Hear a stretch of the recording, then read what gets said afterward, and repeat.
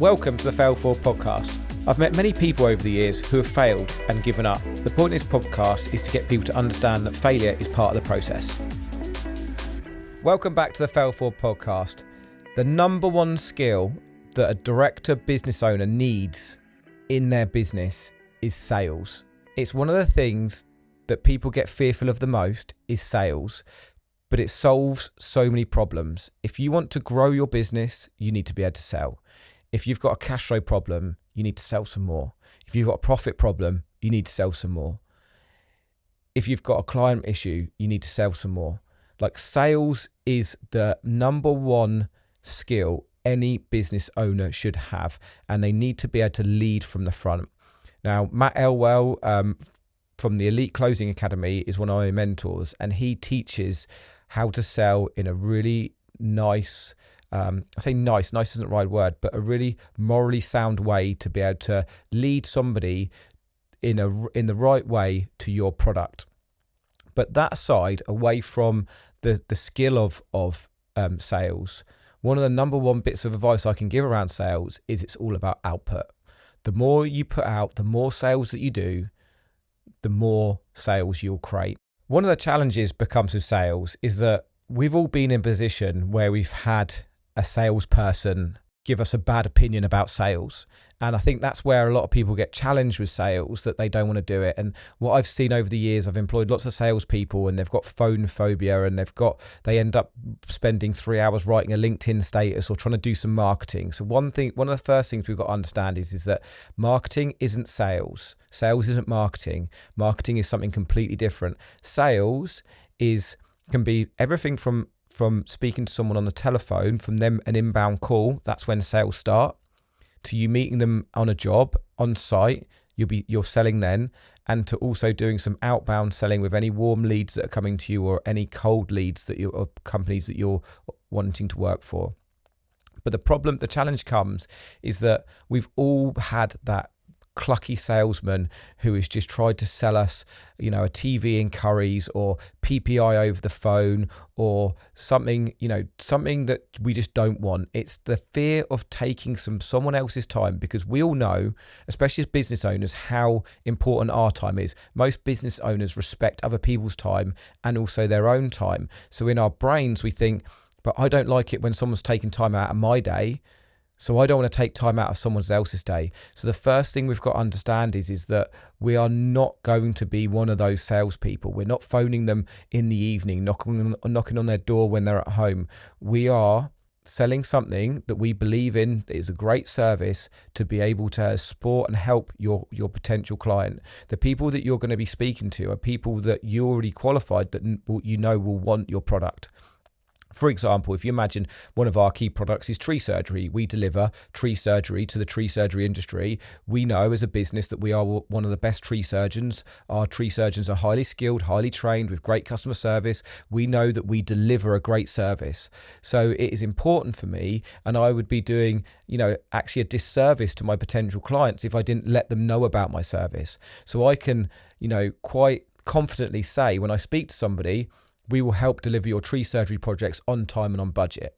But if I only know that and I don't tell the world it, and I'm just writing LinkedIn posts, then that doesn't mean people are just going to pick the phone up because they've seen a great LinkedIn post. They need to have sales as part of it. So selling tree surgery, it's quite a nice product to sell. It's not offensive to anybody, but it's important that we have a key strategy for sales within our business. And that's going to be phoning someone between the hours of 9 to 5. We're selling business to business. So it's somebody that's in work. We have their telephone number. So they're in work. They're going to pick the phone up. But what I don't do when I start selling is don't go, hey, how you doing? Yeah, how's your weekend? And how's this? And how's that? And tell me more about your family. Because they'd just be like, what the fuck, Henry? Like, you've just phoned me up. Like, get straight to the point. Hi, like, we're looking to get on your approved supply chain so we can do some tree work for you. And then you get into, you'll hear someone's tone. But the most important thing is that you've got to get your head out of that you're taking up time out of someone else, out of their day. Because if you believe in your product and you know your product is something that's going to help people, like I believe that people have got problems and you're there to solve them. So one of the key things is to make sure that you do output, that you make sure that you start putting output out there every single day. If you're wanting to grow your business, you need to have sales as the core part. I've met lots of business owners who have been very, very successful over the last decade or so, and all of them have one thing in common. They are good at sales. And not even, I wouldn't say good sometimes, but they just know that they are the leader of their business and they need to speak to people to be able to offer their services. So if there's one thing you can take away from today's episode is start doing more sales. If you want to grow your business, if you have a profit problem, a cash problem, a growth problem, whatever it is, start doing more sales. I've tried to employ lots of salespeople over the years and I've had some good ones, but no one's ever been able to do it as good as me. And that's not because I'm better than anybody else at sales. It's because it means most to me. Like right now, coming back into the business after 3 months off, after having a stroke, my core job right now is sales, because I want to grow my businesses. I want to push forward. We're growing a sales team, but I need to show that I lead from the front. So anybody that comes in and does sales after me, I can show them the way of how I want to do it. But you need to be thinking about daily, like when you write your list, like you can keep yourself busy with lots of £10 tasks, but the most challenging one should be at the top of your list, and that's doing sales. Because if I offer you the chance of doing sales and licking the pavement, if you don't want to do sales, you'll go and lick the pavement. It's just standard. You know, you've heard eat the frog, you've heard lots of other things about do your most challenging thing each day.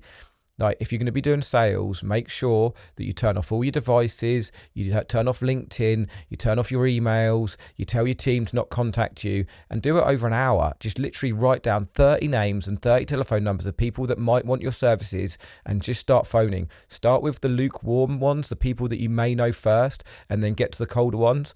Because I can guarantee you, once you get into it, you will start to have great conversations and it will make you buzz because you're doing something that's out of your comfort zone. But sales has got to be one of the top things that you do within your business, and don't avoid it. Trust me, I know what it feels like to want to avoid sales. I still do it now. I've done sales for years and years and years in my business. I still try and avoid it, but I have to bring myself back in. When I write my list on a Sunday evening, I put my top 3 targets for the week. I then have a list of opportunities, and at the top of my list, it always says sales, self-care, exercise, reading, meditation. That's what it says on top of my pad every single week, because it is the most important things. If you believe in your product, in your business, you need to be telling the world about what you do and how you do it. Don't get caught up in, I'll just send an email, I'll just do a LinkedIn post, I'll just send a WhatsApp. Pick the phone up and start dialing. I hope that's helped. See you soon. Thank you for listening to the podcast today. I'm on a mission to get people to understand that failure is part of the process. So please share this far and wide, like and subscribe.